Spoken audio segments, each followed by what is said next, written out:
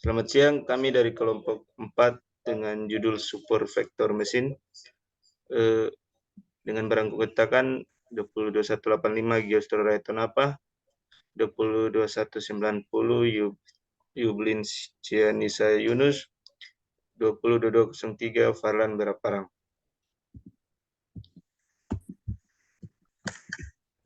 Selanjutnya penjelasan materinya akan dijelaskan oleh teman saya. Sekarang kita akan membahas supervector machine, yaitu yang pertama sejarah singkat supervector machine, yaitu bermula ketika Vladimir N. Panik, seorang profesor dari Columbia, Amerika Serikat pada tahun 1992, memperkenalkan sebuah algoritma training yang bertujuan untuk memaksimalkan margin antara pola pelatihan dan batas keputusan atau decision boundary. Algoritma ini kemudian dikenal luas sebagai Super Vector Machine atau SPM. Pengertiannya yaitu Super Vector Machine adalah model machine learning multifungsi yang dapat digunakan untuk menyelesaikan permasalahan regresi, klasifikasi, dan pendeteksian outlier, termasuk ke dalam kategori supervised learning. SVM adalah salah satu metode yang paling populer dalam machine learning. Siapapun yang tertarik untuk masuk ke dalam dunia machine learning perlu memahami SVM. Kemudian dari tujuan dari algoritma SVM adalah untuk menemukan hyperplane terbaik dalam ruang berdimensi N atau ruang N dengan jumlah fitur yang berfungsi sebagai pemisah yang jelas bagi titik-titik ini. Untuk lebih jelas, perhatikan gambar berikut. Pada gambar di samping, bagian di sebelah kiri menunjukkan beberapa kemungkinan bidang hyperplane untuk memisahkan data lingkaran dan data segitiga. Algoritma SVM kemudian mencari hyperplane terbaik yang dapat memisahkan kedua kelas secara optimal. Seperti tampak pada gambar di sebelah kanan.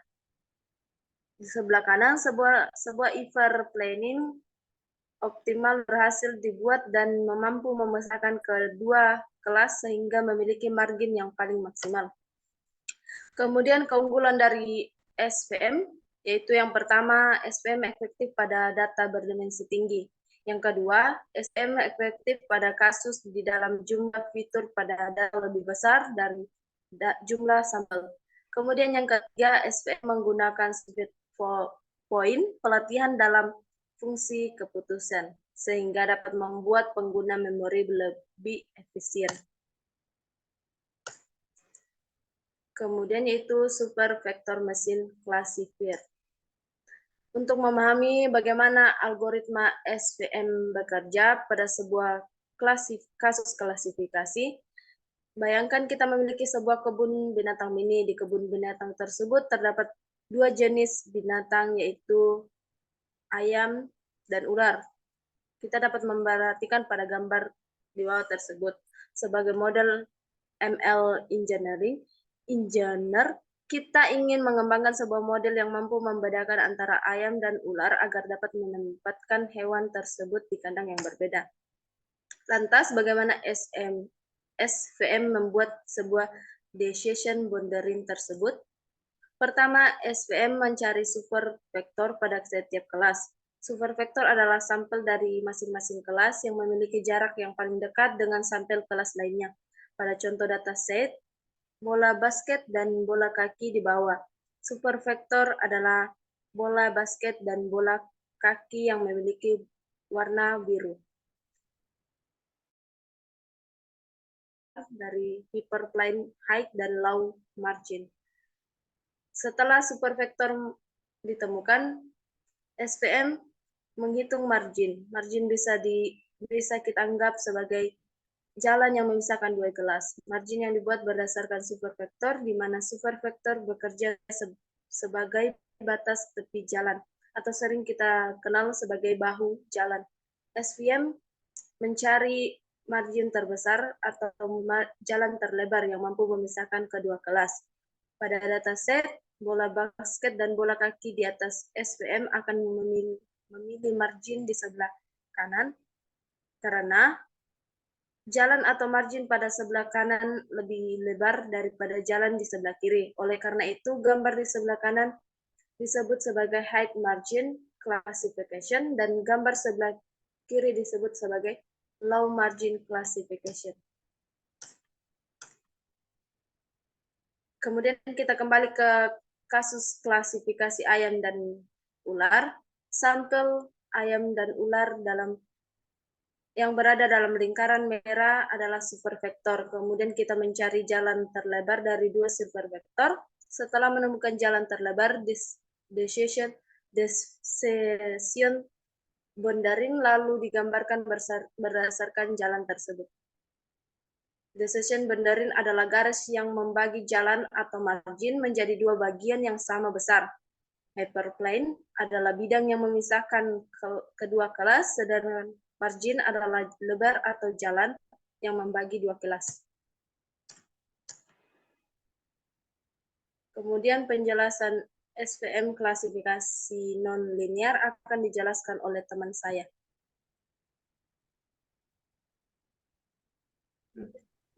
Ya, untuk SPM klasifikasi non-linear, yaitu kita dapat lihat ada gambar di atas.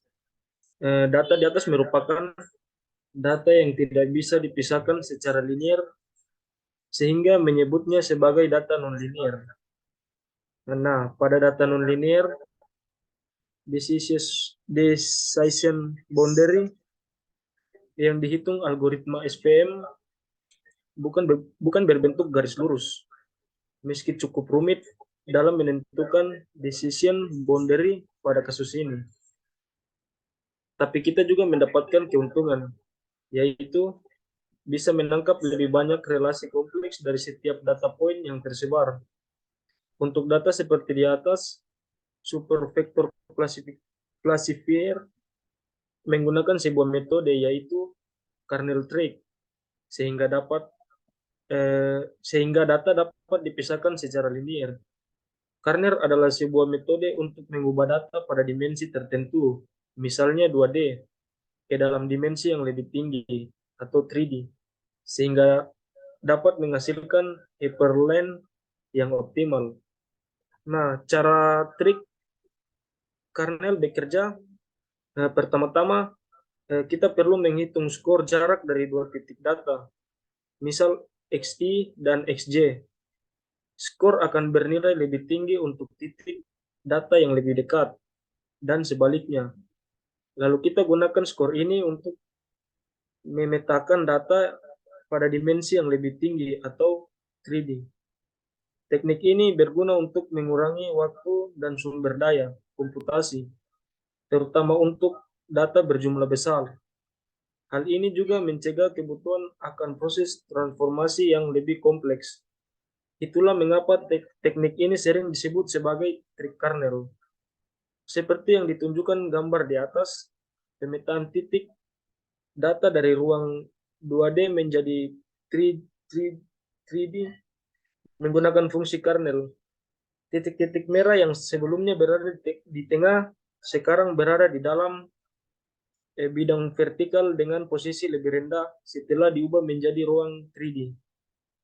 Titik data yang sebelumnya sulit dipisahkan sekarang dapat dengan mudah dipisahkan dengan teknik kernel.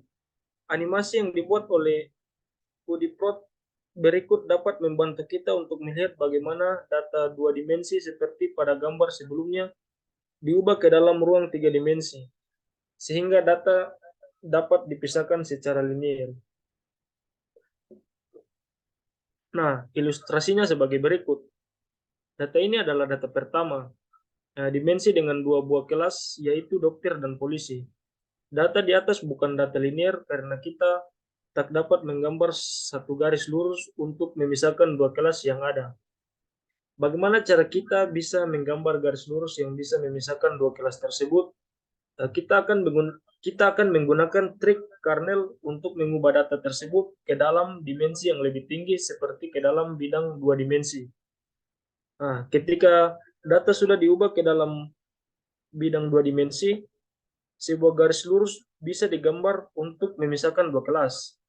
Trik kernel menggunakan fungsi matematis yang bisa mengubah data dari dimensi tertentu ke dimensi yang lebih tinggi, sehingga kelas-kelas pada data dapat dipisah secara linear. Nah, SPM klasifikasi multikelas. SPM juga dapat dipakai untuk klasifikasi multikelas menggunakan suatu teknik yaitu 1PS res. Pada masalah klasifikasi multikelas, SPM melakukan klasifikasi biner untuk masing-masing kelas. Model kemudian memisahkan kelas tersebut dari semua kelas lain, menghasilkan model biner sebanyak jumlah kelasnya. Untuk membuat prediksi, semua proses klasifikasi biner dijalankan dengan tahap uji. Nah, sebagai contoh, jika ada 3 buah kelas, donat, ayam, dan burger, SPM akan melakukan 3 kali klasifikasi. Pertama, membangun pemisah antar kelas donat dan kelas bukan donat. Kemudian membangun pemisah antara kelas ayam dan kelas bukan ayam. Lalu pemisah antara kelas burger dan kelas burger. Teknik ini yang disebut dengan 1PS res. Nah, implementasi SVM pada Python. Implementasi SVM dapat dilihat pada file berikut. Nah, dataset yang digunakan yaitu diabetes CSV. Nah, link datasetnya sebagai berikut dan tahapan implementasinya. Yang pertama, baca dan ubah data ke dalam bentuk data frame. Kemudian yang kedua, bagi dataset. Ketiga, lakukan standarisasi. Keempat, buat dan latih model.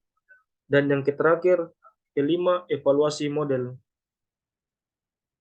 Selanjutnya kita lanjut ke file Python ya, untuk implementasi. Di sini kami memakai dataset diabetes CSV. Pertama, baca datasetnya dulu, kemudian cetak 5 baris teratas dengan listing df.head. Kemudian tampilkan informasi kumpulan data. Selanjutnya, memisahkan atribut dan label pada data frame.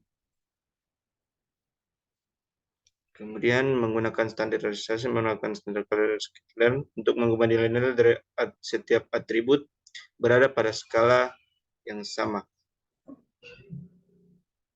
Di sini pakai program dari Scalene Processing, import standar scalar, kemudian panggil standar scalarnya, kemudian standarisasi nilai datasetnya.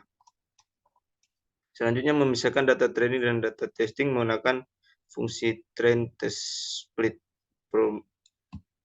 Sini menggunakan xtrain xtest ytrain ytest. Dilakukan train test split x, y, test size 0,33 dan random state sama dengan 42. Kemudian membuat objek supervector classifier dan menampungnya pada variabel. Buat objek FCC dan panggil fungsi fit untuk melatih model. Setelah itu, yang terakhir menampilkan akurasi prediksi dari model yang dilatih pada data testing. Tampilkan skor akurasi dengan kode CLV titik skor xtest, ytest. Dihasilkan akurasi yang cukup baik yaitu 0,75 atau 75%. Sekian dan terima kasih.